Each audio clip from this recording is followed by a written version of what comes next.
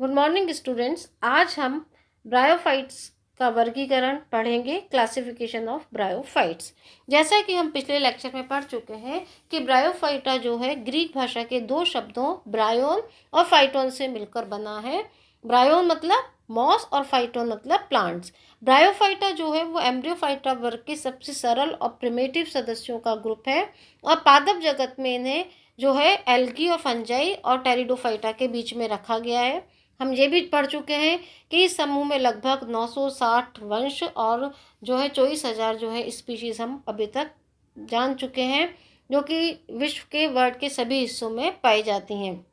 हम ये भी पढ़ चुके हैं कि जो इसके जो प्लांट्स होते हैं वो एक्वेटिक भी हो सकते हैं, टेरेस्ट्रियल भी हो सकते हैं, और इन प्लांट्स को जो है एम्फीबियंस प्लांट्स भी कहा जाता है, क्योंकि एक तो दोनों जगह होते हैं, दूसरा इनको अपने लाइफ साइकिल पूरी करने के लिए जो है जल की आवश्यकता होती है। कुछ हमने जातियाँ पढ़ी थी, जैसे रिक्सिया फ्लोरेंटेंस पढ़ी थी, रिक्सियोकार्पस नेटेंस पढ़ी थी, राइला पढ़ी थी, जो कि पूरी तरह से कैसे थे, एक्वेटिक प्लांट थे। कुछ हमने डेंड्रोसेरोस जैसे जो है प्लांट्स पढ़े थे, जो कि ट्रॉपिकल रेन फॉरेस्ट में जो है ट्रीज़ के जो है स्टेम और लीव्स पर जो है एपिफिटिक रूप में पाए जाते हैं। इसी तरह से हमने एक और एग्जाम्पल पढ़ा था बक्समोमिया मिनाकाटा का, और जो है बक्समेमिया एफिला का पढ़ा था हमने, क्रिप्टोथैलस पढ़ा था, जो कि मुख्य रूप से कहाँ पाए जा रहे थे, शुष्क आवासीय स्थलों में पाए जाते थे। हमने ये भी जाना था कि भारत में जो है इसकी जातियाँ, ब्रायोफाइट्स की जो जातियाँ हैं वो उत्तरी और दक्षिण हिमालय में पाई जाती हैं, और जो है पश्चिमी हिमालय जो है इनकी गोल्ड माइंस कहा जाता है। तो ये हम बेसिक एक जानकारी ब्रायोफाइटा के बारे में पढ़ चुके हैं, उनका कैरेक्टर्स हम पढ़ चुके हैं। आज हम जो है ब्रायोफाइटा के क्लासिफिकेशन को जानने का प्रयास करेंगे। बेसिक क्लासिफिकेशन हम यहाँ पर पढ़ रहे हैं, जिसके के आधार पर आप ये जान सकें कि कौन सा ब्रायोफाइट्स किस क्लास में आता है, और क्लास के बाद उसको जो है जितनी भी इनकी क्लासेस हैं उनको कौन कौन से ऑर्डर में विभाजित किया गया है। तो ब्रायोफाइटा जो है उसका शब्द का प्रयोग सबसे पहले जो है ब्रॉन ने 1864 में करा था, जो कि हम पहले पढ़ चुके हैं, और उसके अंतर्गत जो है एल्गी, फंजाई, लाइकेंस और मॉस को रखा गया था। लेकिन बाद में जो है एल्गी, फंजाई और लाइकेन को तो एक थैलोफाइटा ग्रुप में रख दिया गया, और मॉसेस जो है उनको ब्रायोफाइटा में रख दिया गया, और शिम्पर ने 1892 में ब्रायोफाइटा को एक अलग प्रभाग दे दिया, डिवीज़न दे दिया। अब क्या है कि जो ब्रायोफाइटा डिवीज़न है इसको कितने भागों और दो भागों में विभाजित किया गया, और ये किसने विभाजित किया, एक्लर ने विभाजित करा है 1883 में। कौन कौन सी दो क्लासेस हैं, एक तो हिपेटेसी और दूसरी क्या है, मसाई है। इन दो क्लासेस में जो है एक्लर ने इसको विभाजित करा। अब एक्लर के विभाजन के पश्चात जो है एंगलर ने जो है 1892 में हेपेटेसी जो क्लास है इसमें तीन जो है ऑर्डर्स रखे, मार्केंशियलिस, जंगरमैनियल्स और एंथोसेरोटेल्स। ये जो है तीन ऑर्डर जो है किसने रखे, एंगलर ने दिए। और इसके बाद जो मसाई है इसमें जो है तीन ऑर्डर रखे गए, स्फेग्नेलिस, एंड्रियलिस और ब्रायोलिन। तो ये जो है क्लासिफिकेशन सबसे पहले जो किसने दिया गया था, शिम्पर ने दिया था, और बाद में क्लासेस जो हैं वो एक्लर के द्वारा दी गई, उनका ऑर्डर्स जो हैं वो एंगलर के द्वारा दिए गए। इसके बाद देखिए, इसके बाद जो है तख्तेजान 1953 और स्मिथ ने एक और क्लासिफिकेशन दिया, और उस क्लासिफिकेशन में जो है ब्रायोफाइटा को जो है तीन क्लासेस में विभाजित किया गया। सबसे पहला कौन सा, हिपेटेसी, दूसरा एंथोसेरोटी और तीसरा मसाई। तो ये वाला जो क्लासिफिकेशन है ये किसके द्वारा दिया गया है, तख्तेजान और स्मिथ के द्वारा दिया गया है। इसके बाद एक और क्लासिफिकेशन दिया गया, और ये क्लासिफिकेशन दिया गया रॉथमैगर के द्वारा 1951 में दिया गया। और इसमें उसने क्या करा, तीनों जो वर्ग थे जो कि स्मिथ के द्वारा, तख्तेजान के द्वारा या एंगलर के द्वारा दिए गए थे, उनका नाम बदलकर जो है उसे क्या कर दिया, हेपेटेकॉप्सिडा कर दिया, एंथोसेरोप्सिडा कर दिया और ब्रायोप्सिडा कर दिया। और ये जो तीनों नाम थे, ये बॉटनिकल नॉमेनक्लेचर के जो नियम बने हुए हैं, इंटरनेशनल लॉज जो बने हुए हैं, उनके आधार पर रखे गए थे, तो ये मान्य भी हैं। तो ब्रायोफाइटा डिवीज़न जो है, ब्रायोफाइटा डिवीज़न है जिसको कि तीन भागों में क्लासेस में बांटा गया है। पहला क्लास कौन सी है, एंथोसेरोप्सिडा, दूसरा हिपेटेकॉप्सिडा और तीसरा ब्रायोप्सिडा। एक और क्लासिफिकेशन दिया गया, प्रॉस्कर ने ये क्लासिफिकेशन दिया 1957 में, और यहाँ पर उसने क्या करा, एंथोसेरोप्सिडा को बदलकर एंथोसेरोप्सिडा कर दिया। और इस प्रकार आधुनिक जो ब्रायोलॉजिस्ट हैं वो इसको 3 भागों में विभाजित करते हैं। कौन कौन से भागों में? जो ब्रायोफाइटा डिवीज़न है उसको कितनी क्लासेस में बांटा गया है? 3 क्लासेस में बांटा गया है। पहली क्लास है हिपेटिकोप्सिडा, दूसरी है एंथोसेरोप्सिडा और तीसरी है ब्रायोप्सिडा। तो ये जो है क्लासिफिकेशन प्रोस्कर ने दिया, 3 क्लासेस में इसको बांटा, हिपेटिकोप्सिडा, एंथोसेरोप्सिडा और ब्रायोप्सिडा। अब हिपेटिकोप्सिडा में जो है 4 ऑर्डर रखे गए हैं, जिसमें है मार्केंशियलिस, जिसका उदाहरण है मार्केंशिया। दूसरा है स्फेरियोकार्पेलिस, जिसका कि उदाहरण है स्फेरोकार्पस। फिर है जंगरमेनियलिस, जिसका कि उदाहरण है जंगरमीनिया। और जिसके बाद है कैलोब्राइलिस, जिसका उदाहरण है कैलोब्रायम। तो ये 4 ऑर्डर जो है किस में रखे गए हैं? हिपेटिकोप्सिडा में। इसके बाद है एंथोसेरोप्सिडा, जिसमें कि एंथोसेरोटालिस है और इसका एंथोसेरोसिस का एग्जाम्पल है। ब्रायोप्सिडा तीसरा जो है ब्रायोप्सिडा को जो 3 सब क्लासेस में, ये सब क्लासेस है। पहला है स्फेग्निडी, जिसका कि एग्जाम्पल है स्फेग्नम। इसके बाद है एंड्रियडी, जिसका कि उदाहरण है एंड्रिया। और उसके बाद है ब्राइडी। तो ये तीनों क्या है? ब्रायोप्सिडा की सब क्लासेस हैं। और ये क्या है? 4 ऑर्डर है।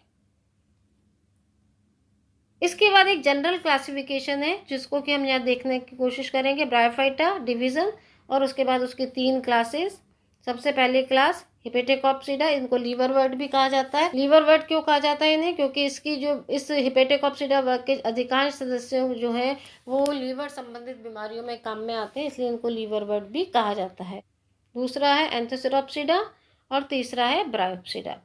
इसके बाद हिपेटिकोप्सिडा को शूस्टर ने 1984 में जो है 6 ऑर्डर में विभाजित किया। पहला है मार्केंशियलिस, जिसका कि उदाहरण मार्केंशिया है ही। स्फेरियोकार्पेलिस, जिसका कि उदाहरण मैंने आपको बताया स्फेरोकार्पस। जंगरमेनियल्स, जिसका कि उदाहरण मैंने आपको बताया जंगरमीनिया। फिर कैलोब्रायल्स, जिसका कि उदाहरण बताया कैलोब्रायम। और इसके बाद है मेटिजीरियल्स, जिसका कि उदाहरण है मेटजीरिया। और इसके बाद है मोनोक्लियल्स, जिसका कि उदाहरण है मोनोक्लिया। इसके बाद सिरोप्सिडा का एक उदाहरण है एंथोसिरोस। इसके बाद है ब्रायोप्सिडा, मोसेस। ये सबसे जो है मॉडर्न माना जाता है और इसके सबसे ज़्यादा मेंबर पृथ्वी पर हैं। इसकी जो सब क्लासेस हैं वो किसके द्वारा दी गई? रीमर ने दी गई। कब दी रीमर ने? 1954 में। स्फेग्निडी, जिसका कि उदाहरण है स्फेग्नम। एंड्रीडी, जिसका कि उदाहरण है एंड्रिया। ब्राइडी, फिर बक्सेम्बिडी, जिसका कि उदाहरण है बक्सेम्बिया। और पॉलीट्राइकेडी, जिसका कि उदाहरण है पॉलीट्राइकम।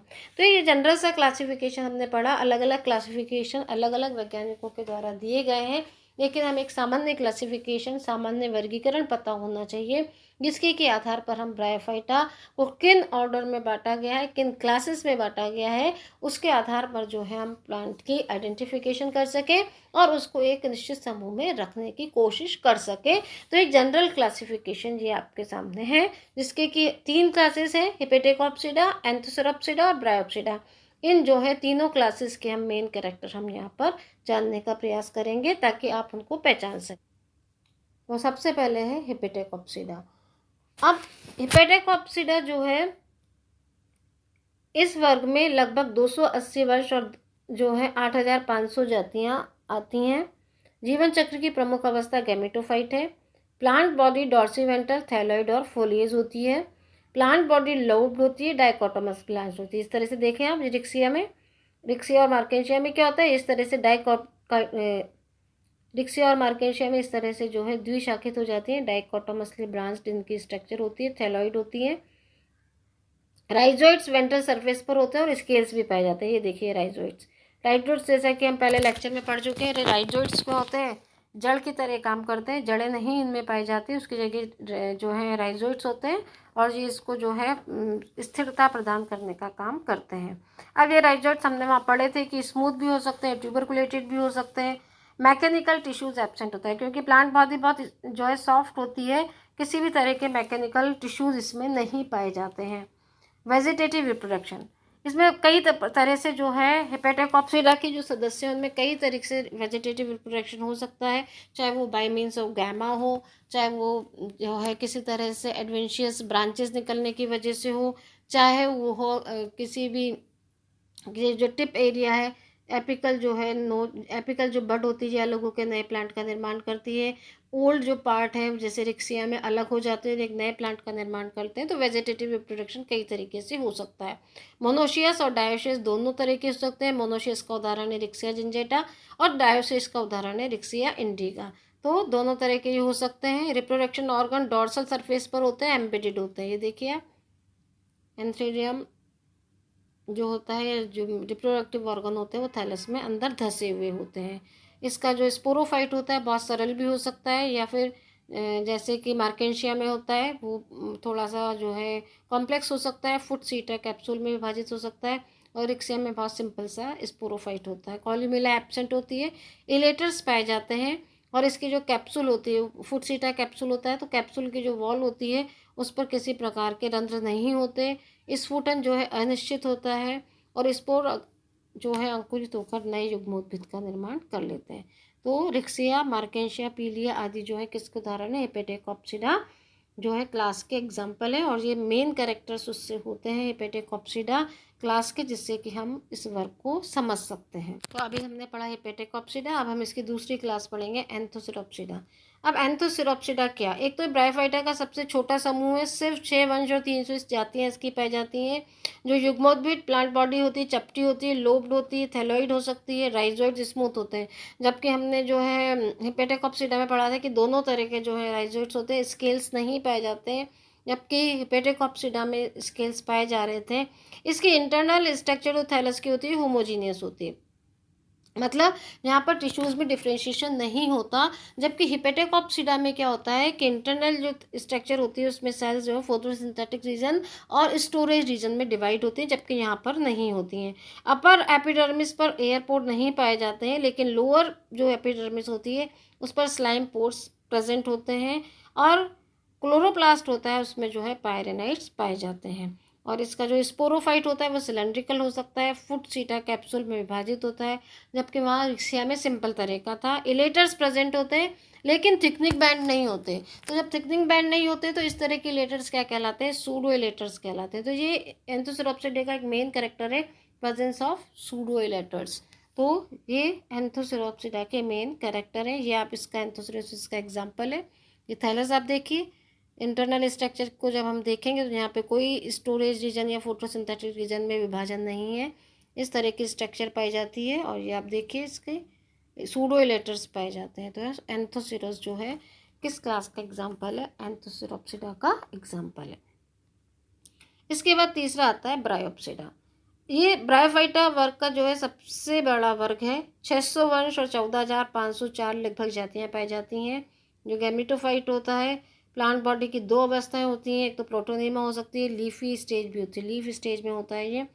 और लीफी जो युग्मोद्भिद होता है वो वर्टिकल एक्सिस पे लीफ निकलती है। और राइजोइड्स, इसे देखिए राइजोइड्स भी हैं, लीफ भी हैं।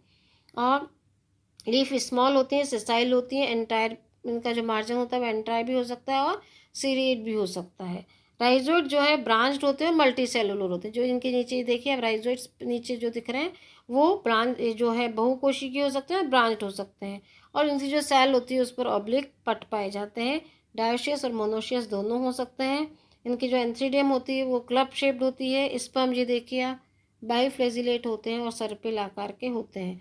और आर्चिगोनिया पे स्टॉक होता है। और आर्चिगोनिया की जो नेक सेल होती है, नेक सेल की संख्या लगभग 40 से 50 होती है, यानी कि काफ़ी लंबी नेक इनकी होती है। और वेंटर जो होता है इसका काफ़ी मैसिव होता है। और बीजाणुभुज जो होते हैं, स्पोरोफाइट जो होता है वो फुट सीटा कैप्सूल में विभाजित होता है। तो ये हमने इनकी 3 क्लासेस पढ़ी। तो हमने ब्रायोफाइटा की 3 क्लासेस पढ़ी, पेटेकोप्सिडा, एंथोसिरोप्सिडा और ब्रायोप्सिडा। तो जनरल कैरेक्टर हमने पढ़े, एक सामान्य क्लासिफिकेशन हमने ब्रायोफाइटा का पढ़ा। के लेक्चर में हमने ब्रायोफाइट्स के सामान्य वर्गीकरण की बात की, क्योंकि अलग अलग वैज्ञानिकों ने अलग अलग इसका विभाजन वर्गीकरण दिया है। लेकिन यहाँ पर हमने सिर्फ एक बेसिक क्लासिफिकेशन जो कि आपके कोर्स में है उसको जानने का प्रयास किया है। Thank you so much.